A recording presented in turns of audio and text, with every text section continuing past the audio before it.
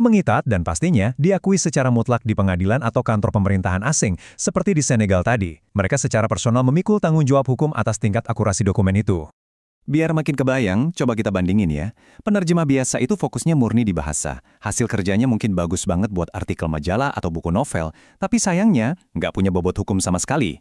Nah, beda cerita sama penerjemah tersumpah.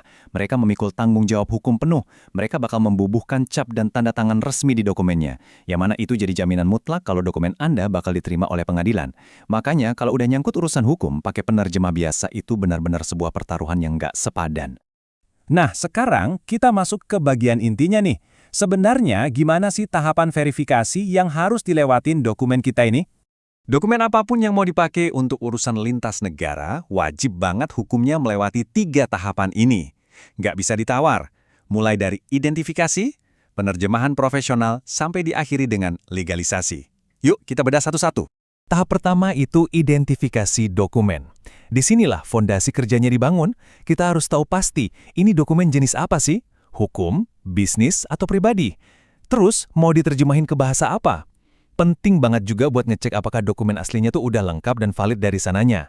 Penerjemah bakal menilai seberapa rumit bahasanya dan ngecek apa ada dokumen pendukung lain yang dibutuhin. Percaya deh, kalau dari awal langkah ini udah salah atau kelewat, langkah-langkah berikutnya pasti bakal berantakan. Kalau udah oke, kita lanjut ke tahap kedua, penerjemahan profesional. Ini proses yang super teliti.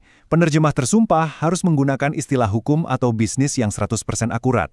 Mereka dilarang keras buat ngubah makna asli dokumen sedikit pun, karena konteks budaya dan hukumnya harus dipertahankan. Terus, formatnya juga harus disesuaikan sama standar pemerintah negara tujuan. Dan sebagai puncaknya, sang penerjemah bakal ngasih stempel atau cap resmi beserta tanda tangan mereka. Cap inilah yang ibarat ngasih nyawa hukum ke selembar kertas biasa. Dan akhirnya kita sampai di tahap terakhir dari perjalanan ini, yaitu legalisasi.